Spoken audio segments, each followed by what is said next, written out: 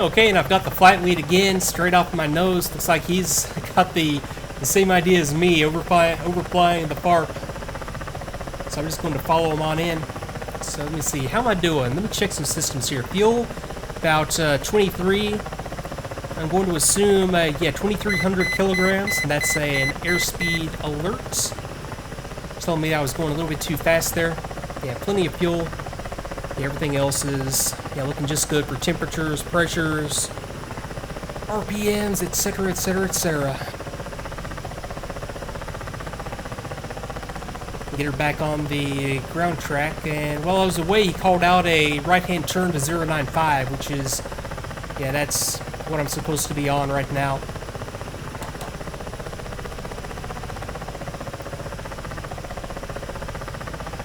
Okay, FARP dead ahead. I've got a couple of towers that I'll have to worry about right there on the other side of it. But yeah, pretty standard looking DCS FARP.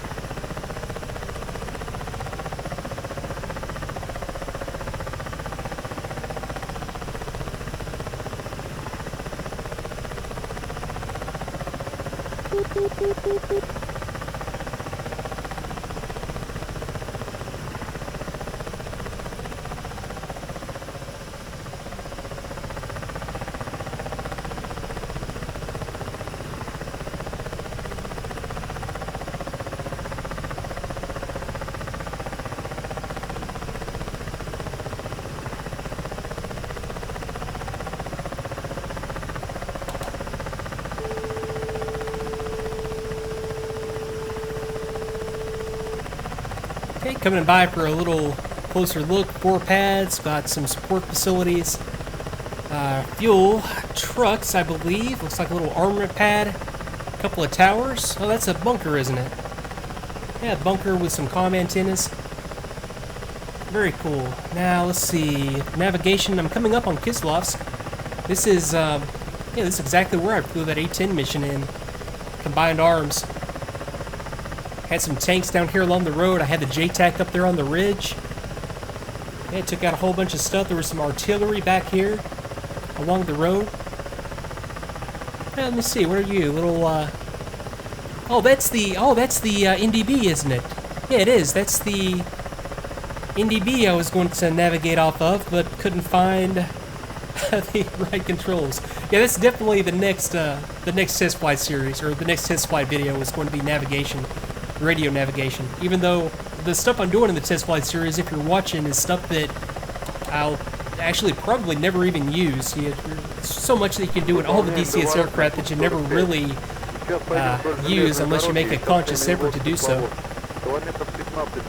Okay, we're going to follow the Minvody Kislovsk Railroad.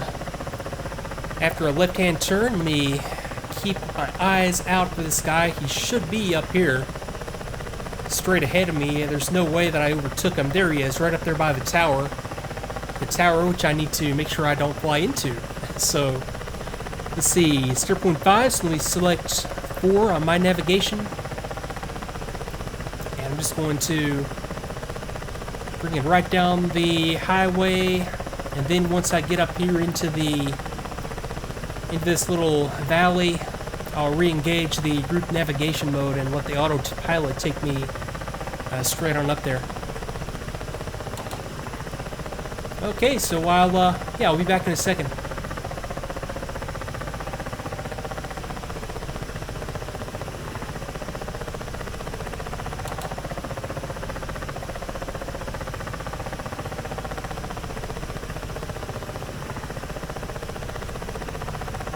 Доворотный пути, курс 15.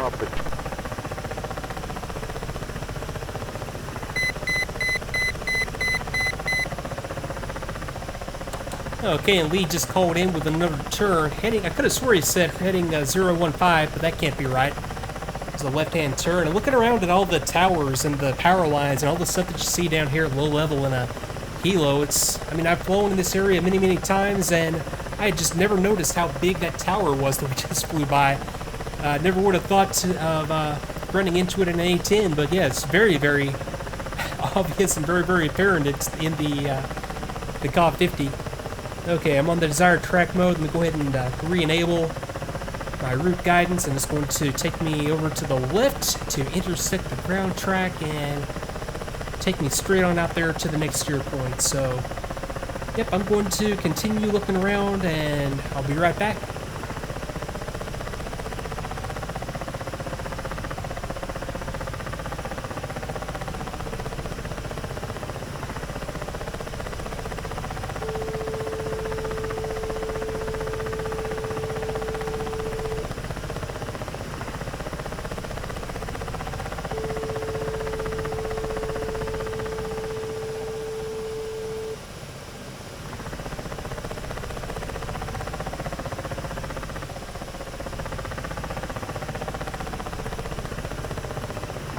Hey, coming up over a nice little rise there. Got a beautiful vista out here as we come over and look at the town of Essentuki. I know that's not how you pronounce it. Hopefully hopefully my flight lead will pronounce it for me again. But yeah, very cool visuals and just different with the different terrain textures that I have installed right now.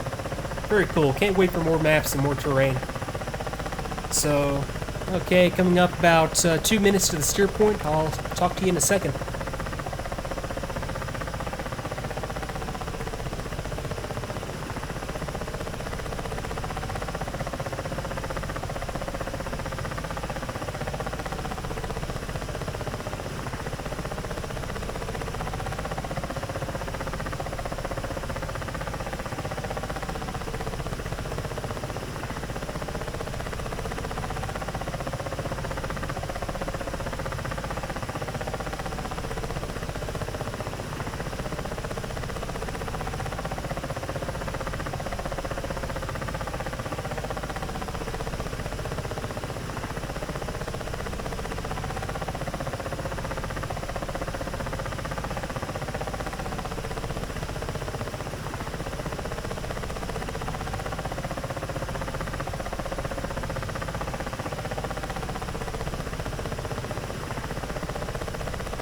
Okay, that's neat. Yep, I forgot that it did that. It's automatically turning me over to the next steer point, which is awfully nice of it. So let me see, coming up on, that was the town. So next steer point's a long leg back to base, and I might have actually caught up with the flight lead if he's just calling in that turn himself. So yeah, very cool. Very cool looking terrain. I love it. So I'll talk to you in a second.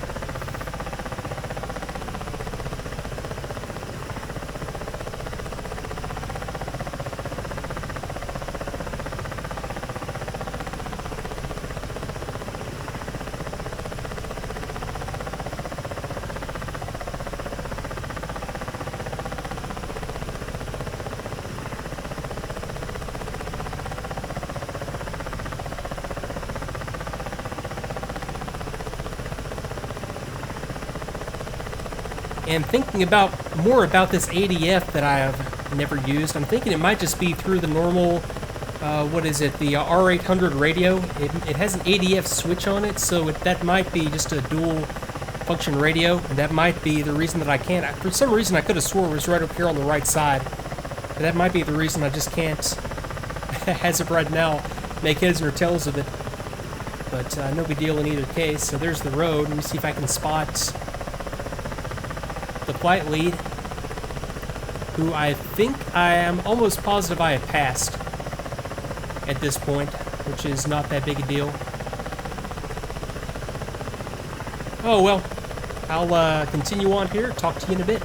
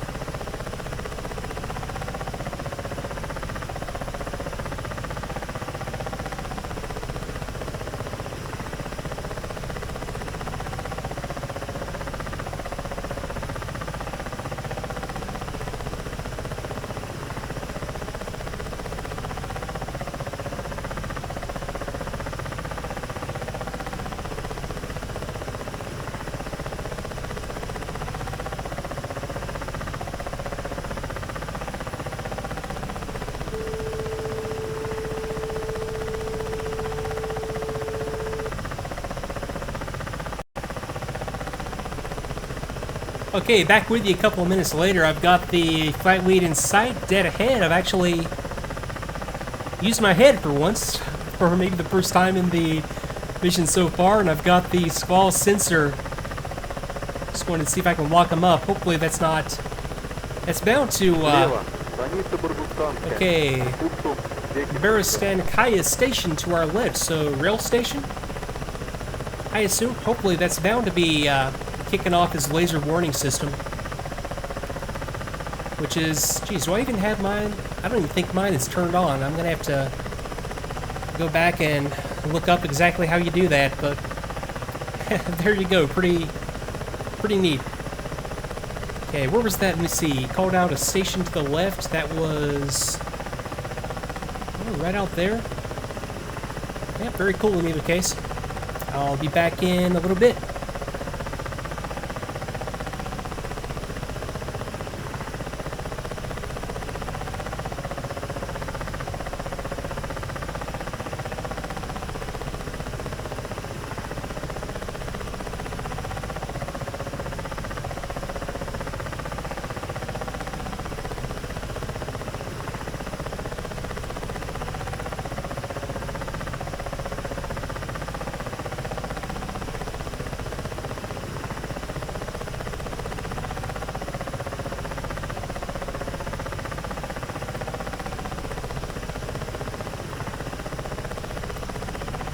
So I guess the only downside of tracking a target or tracking a flight lead like this is that, you see that, yeah, radar altimeter warning for 100 meters, is that you lose a lot of the HUD symbology. So let me undesignate him real quick.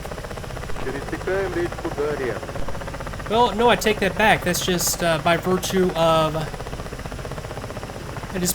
having the squall up, you lose a whole lot of symbology. It just puts it into a different mode.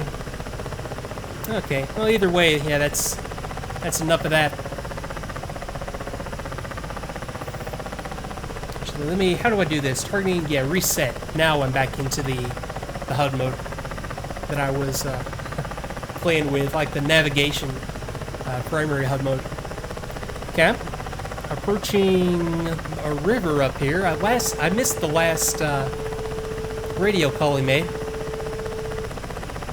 But I've got the body of water, the reservoir out there on the horizon. I've got another town right here, which is... yeah, Bear... something Skya. So yeah, very cool. Yeah, wind coming in off our right. So you can tell by the smokestacks. Okay, let me cut into the speed. I think he's at 250 right now, so... yeah, I was flying at about 270 back there to get caught up. So if I plug in the trim right there, that should stabilize... well, actually no, that's going to stabilize me out a little bit of a lower speed. So yeah, this is good enough right here. I definitely don't want to get any more overtake on him. Okay, Bishkaya Station. The Kuma River passes here towards... what did it say? Was it Neuroline Bodhi? It must be. Flowing back down there to our... back behind us. And it's one thing that I always hate about a moving map display. I much prefer not to have it... yeah, like there's the north right there for reference. I much prefer to have it always facing in some cardinal direction. I wonder... I know that's easy to do. I used to know how to do it. I'm going to have to figure out how to do that eventually. Okay, Kubansko Reservoir is 15 kilometers to the northwest. Great landmark. And the western side runs almost exactly north-south. Mellows Saltwater Lake is also nearby. Hey, very cool.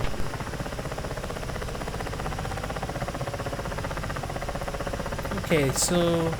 oh, yeah, it is incredibly easy. You just push the push the info button once. Hit stuff at random and you're bound to find it. And that just happened to be the first random thing that I hit. Okay, nice. Okay, 237, he's pulling out in front of me and... yeah, there he is. Yeah, I lost him there. That was camouflage. Okay.